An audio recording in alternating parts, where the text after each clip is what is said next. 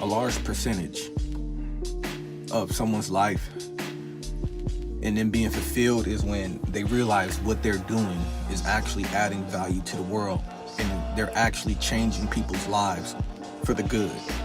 You know, some of us do things that are not really that beneficial except for our own personal gain.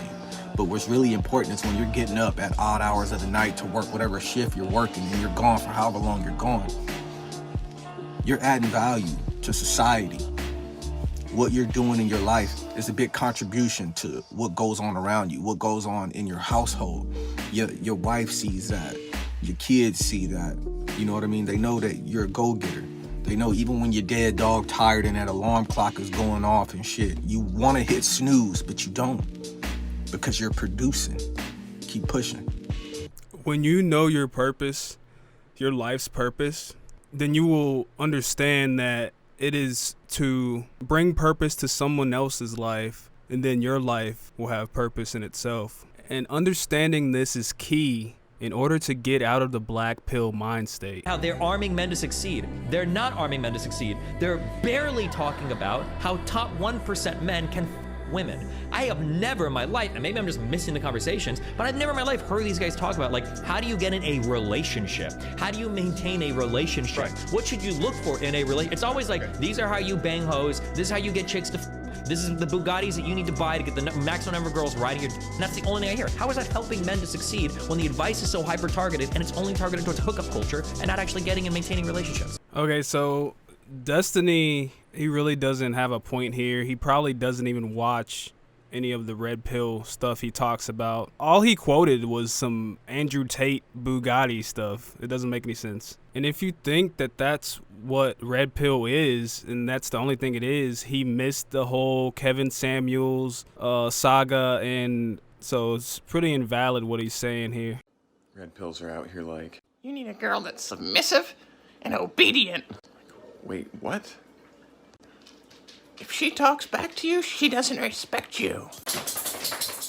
Bro, I'm trying to have a girlfriend, not a Cocker Spaniel. Fuck you mean? Yeah, if this guy has a wife or girlfriend, you know who wears the pants in that relationship. Men are increasingly depressed, they're increasingly lonely, and they're addicted all the time. And I worry that part of this is because we've attached a man's value to his GDP. We've said a man is valuable, and I think women do this to men as well, when he has income, because we see money as essentially a heuristic for what you would say is stability providing. The issue is that, like, a guy who can provide all of these things isn't inherently a good father, and I would argue that when you're using this dating strategy with women, I'm concerned that the women that you attract and maintain a relationship with aren't the women who are going to be willing to invest into you. You want a woman who's going to find you attractive when you're broke and you're just trying to get your IT degree, and she sees something in you and is willing to stick beside you. Most women of that quality, if they find out that they can't trust you in a negotiation, and to be honest, most women want monogamy, these women aren't going to be interested in you. And so I'm concerned that the dating strategy that you're suggesting actually ends up with women that exhibit more fatherless behavior. Because I would argue fatherless behavior is when women look at a man and they see a wallet.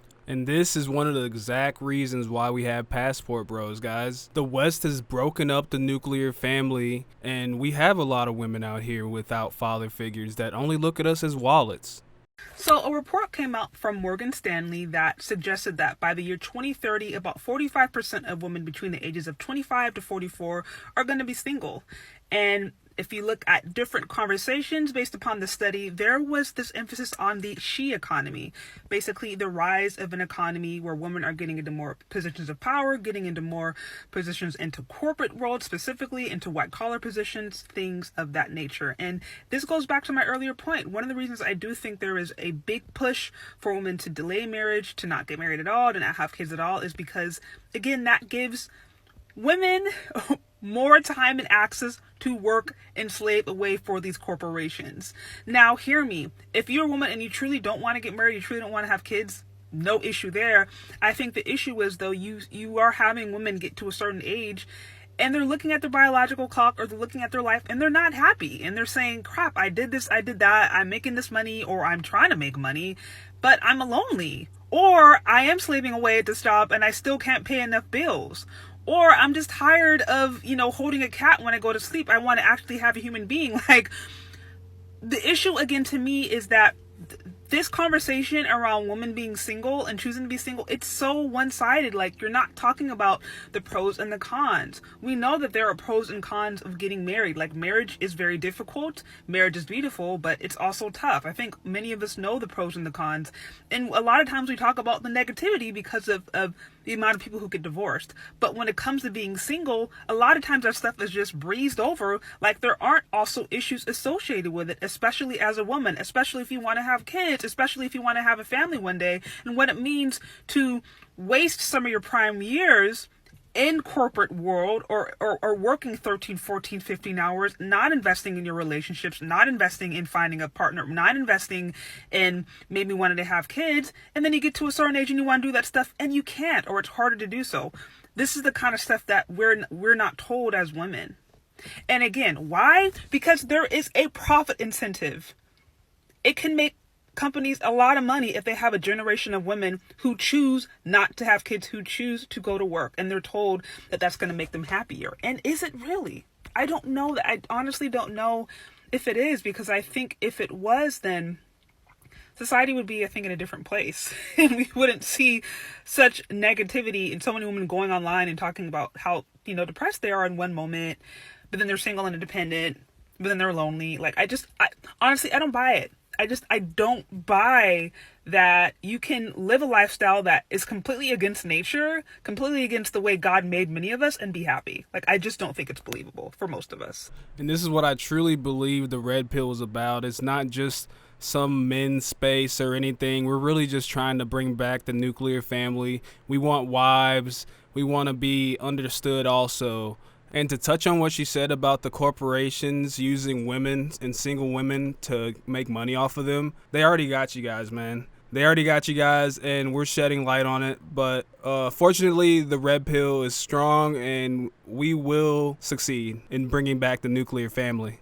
Yeah, the red pill community, obviously it's the Matrix reference. The red pill that you take is when you realize what dating standards and norms really are in the world, that men are providers and have to become some great thing to hunt and attract, the women who are just kind of there floating around looking for people to give them the most resources. And it's like coming to a realization of what the world of dating really is, broken away from the Hollywood standards and the romantic stuff that they try to sell you in, stores. Yeah, they use red pill a lot in like different communities. Like when you say the red pill community. Yeah, that usually means dating. The dating thing. But a lot of people say, oh, Trump voters, they're red pilled. Are you red pilled on like politics or whatever? People say stuff like that, yeah. Okay, cool. And then there's like the manosphere, that's all the similar type of stuff. Mm-hmm. And Andrew Tate is somebody that represents kind of the figurehead of the manosphere, of like the red pill stuff. Yeah, I would say so. I'm pretty sure. Yeah. Okay. They do a good job at speaking to some of the positive aspects of masculinity, that it's okay to be like strong and brave and a soldier and a warrior and provide for your family and blah, blah, blah.